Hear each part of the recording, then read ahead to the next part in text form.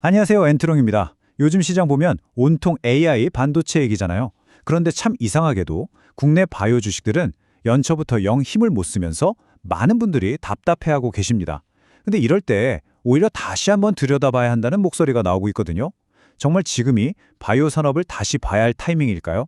오늘 전문가님 모시고 이 이야기 한번 깊게 파헤쳐 보겠습니다. 전문가님, 어서 오세요.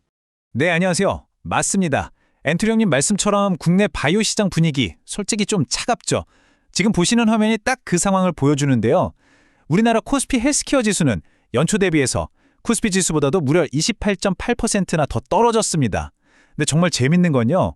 눈을 살짝 해외로 돌려보면 완전히 다른 세상이 펼쳐지고 있다는 거예요. 미국 바이오 지수는 플러스 2.3%, 특히 홍콩 바이오 지수는 12.5%나 오르면서 확실히 회복하는 모습을 보여주고 있거든요. 이건 뭘 의미하냐면 글로벌 바이오 시장에는 이미 따뜻한 바람이 불기 시작했다는 거죠. 와, 우리나라랑 글로벌 시장의 온도가 이렇게나 다르다니 정말 흥미로운데요. 그럼 오늘 이 복잡한 바이오 산업을 어떤 순서로 파헤쳐 볼지 목차부터 간단히 짚어볼게요. 먼저 글로벌과 국내 시장의 성적표를 좀 더 자세히 뜯어보고요. 그 다음엔 바이오 산업에서 돈이 대체 어디서 어떻게 도는지 그 흐름을 추적해 보겠습니다. 그리고 나서 우리가 주목해야 할 핵심 선수들은 누구인지 비교해보고 물론 좋은 이야기만 할 수는 없으니 숨어있는 리스크는 없는지도 점검해 볼 겁니다. 마지막으로 그래서 우리는 어떻게 투자 방향을 잡아야 할지 최종 체크리스트로 딱 정리해 드릴게요. 네, 그럼 바로 첫 번째 주제로 들어가 볼까요? 전문가님, 방금 글로벌 시장 분위기는 좋다고 하셨는데 구체적으로 어떤 일들이 벌어지고 있는 건가요? 네, 한마디로 돈이 다시 돌기 시작했다 이겁니다. 전 세계의 거대 제약사들, 우리가 빅파마라고 부르는 회사들의 실적이 좋아지니까 다시 지갑을 열고 공격적으로 투자에 나서는 거거든요. 화면에 보시는 것처럼 아주 큰 규모의 인수합병이나 기술 이전 계약들이 막 터져나오고 있어요. 일라이릴리 같은 공룡 기업이 미래 기술을 가진 회사를 수조 원에 사들이고 중국 기업들은 올해만 벌써 13건, 합쳐서 450억 달러치 기술을 팔았습니다. 게다가 다케다, 노바티스 같은 곳들은 AI를 이용해서 신약 개발 속도를 높이고 있고요. 이게 다 산업 전반에 다시 활기가 돌고 있다는 강력한 증거들이죠. 24억 달러. 우리 돈으로 하면 3조 원이 훌쩍 넘는 정말 어마어마한 돈이죠. 이 금액이 바로 앞에서 말씀드린 일라이릴리가 오너 테라퓨틱스라는 회사를 사들인 최대 규모인데요.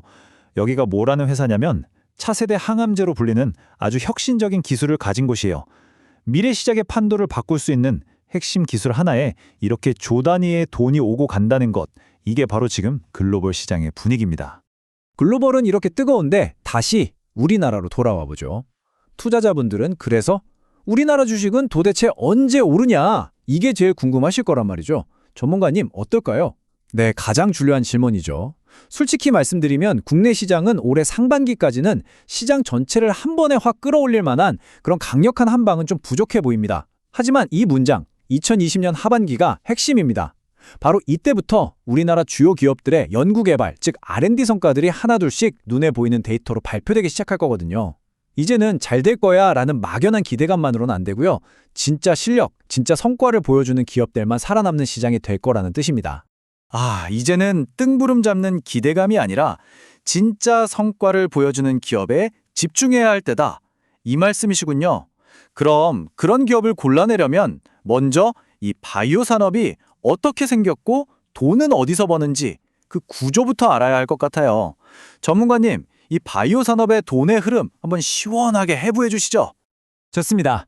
바이오 산업의 밸류 체인은 아주 간단하게 보면 이렇게 4단계로 나눌 수 있어요. 첫 번째는 아이디어를 가지고 신약이 될 만한 후보 물질을 발굴하는 R&D 단계. 보통 규모가 작은 바이오텍들이 여기에 집중하죠. 여기서 가능성이 보이면 두 번째로 사람에게 직접 테스트해서 안전성과 효과를 증명하는 임상시험 단계로 넘어갑니다. 그리고 임상에 성공한 약을 대량으로 만들어내는 세 번째 단계, 위탁 생산, 즉 CDMO가 있고요. 마지막 네 번째는 다 만들어준 약을 병원과 약국에 팔고 마케팅하는 상업화 단계입니다. 이 마지막 단계는 보통 거대한 영업망을 가진 빅파마들이 맡게 되죠. 방금 CDMO라는 용어가 나왔는데 투자자라면 이건 꼭 알고 가셔야 해요. CDMO가 뭐냐면 아주 쉽게 말해서 약 만들어주는 전문 공장이라고 생각하시면 됩니다.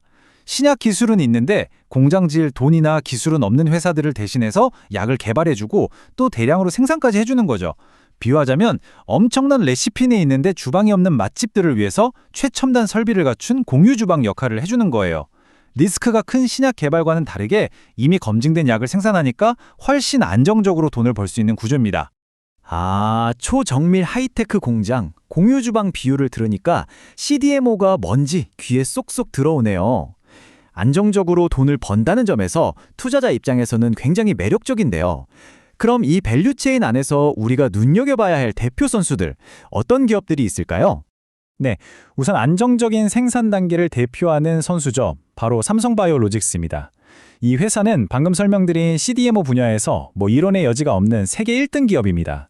전 세계 빅파마들이 파는 아주 비싼 약들을 도맡아 생산해주면서 꾸준하고 안정적으로 성장하는 게 이 회사의 가장 큰 매력 포인트라고 할 수 있습니다. 삼성바이오로직스의 성장이 앞으로도 계속될 거라는 아주 강력한 증거가 바로 이 숫자입니다. 7조 5천억 원. 이게 무슨 돈이냐면요. 삼성바이오로직스가 2032년까지 제2 바이오 캠퍼스를 짓는 데 쏟아붓겠다고 한 돈입니다. 지금 1등이라고 만족하는 게 아니라 미래 시장까지 다 먹기 위해서 이런 천문학적인 돈을 계속 투자하고 있다는 거죠. 회사가 스스로의 장기적인 성장 가능성을 얼마나 자신하고 있는지 보여주는 대목입니다. 안정적인 생산의 왕이 삼성바이오로직스라면 다른 한 축에는 셀트리온이 있습니다. 셀트리온은 오리지널 약의 특허가 끝나면 거의 똑같은 복제약을 만들어서 시장을 장악한 이른바 바이오시밀러의 최강자죠. 그리고 최근에는 여기서 만족하지 않고 직접 신약을 개발하는 분야로까지 사업을 넓히면서 새로운 성장 스토리를 쓰려고 하고 있습니다. 자, 그럼 이 두 거인을 한번 나란히 놓고 비교해 볼까요?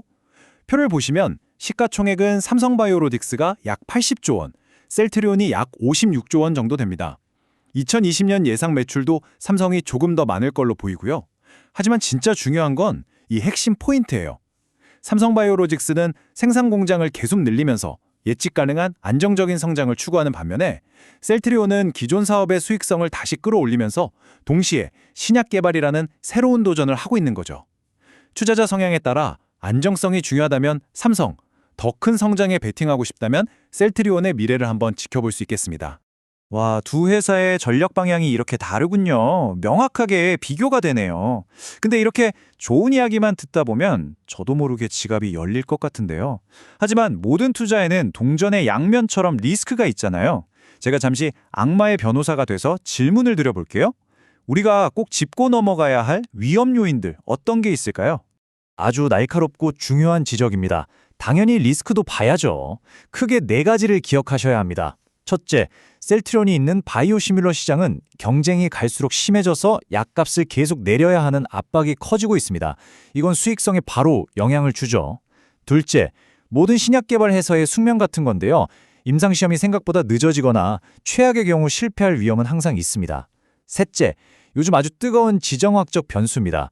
미국의 생물보안법 같은 게 중국 CDMO를 견제하면 삼성바이오로직스 같은 우리 기업에겐 기회가 될 수도 있지만 동시에 글로벌 공급망 전체에 불확실성을 키울 수도 있어요. 마지막으로 이런 긍정적인 이야기들에도 불구하고 국내 바이오 섹터가 다른 주도주에 밀려서 계속 시장의 관심을 못 받을 가능성, 이것도 열어두어야 합니다. 네, 기회와 리스크를 모두 들으니 이제 그림이 좀 더 입체적으로 그려지네요.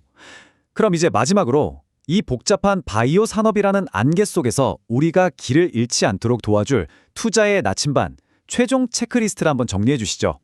네, 그럼 이 나침반을 따라서 투자자분들이 앞으로 어떤 점들을 콕 집어서 확인해야 할지 최종 체크리스트로 정리해 드리겠습니다. 자, 투자자 체크리스트입니다. 첫째, 그냥 바이오 기업이 아니라 2020년 안에 임상 결과 발표처럼 눈에 보이는 R&D 성과가 나올 기업에 집중하셔야 합니다. 둘째, 우리나라 바이오 기술의 가치를 가장 확실하게 인정받는 길이죠. 기술 수출 관련 뉴스를 계속해서 찾아보셔야 하고요. 셋째, AACR 같은 아주 중요한 글로벌 학회 일정을 미리 달력에 표시해두고 어떤 기업이 좋은 데이터를 발표하는지 꼭 챙겨봐야 합니다. 주가를 움직이는 정말 중요한 이벤트거든요. 마지막으로 오늘 이야기한 삼성바이오로직스, 셀트리온 같은 큰 기업들이 연초에 세웠던 계획대로 잘 가고 있는지 분기마다 성적표로 확인하는 습관이 중요합니다. 오늘 나눈 이야기를 딱 한 문장으로 정리한다면 바로 이겁니다. 이제 국내 바이오 산업은 막연한 기대감으로 모두가 함께 움직이는 시장에서 개별 기업의 실적과 구체적인 R&D 성과가 옥석을 가리는 시장으로 변화하고 있다. 더 이상 바이오라는 이름표 하나만으로 주가가 오르던 시대는 끝났다는 말입니다. 네, 전문가님, 오늘 정말 명쾌한 분석 감사드립니다. 오늘 내용 딱 3줄로 요약해 볼게요. 첫째, 글로벌 바이오 시장은 이미 회복 중이다. 둘째, 국내 시장의 키워드는 실적과 R&D 성과다. 셋째, 안정의 삼성 바이오로직스와 성장의 셀트리온, 내 투자 스타일에 맞는 기업을 골라보자. 자, 이 이야기를 들으신 여러분은 이 산업에서 어떤 기업을 가장 눈여겨보고 계신가요? 댓글로 여러분의 생각을 자유롭게 나눠주세요. 오늘 저희 이야기가 도움이 되셨다면 좋아요와 구독 잊지 마시고요. 모든 투자의 최종 판단과 그에 대한 책임은 투자자 본인에게 있다는 점 항상 기억해 주시길 바랍니다. 감사합니다.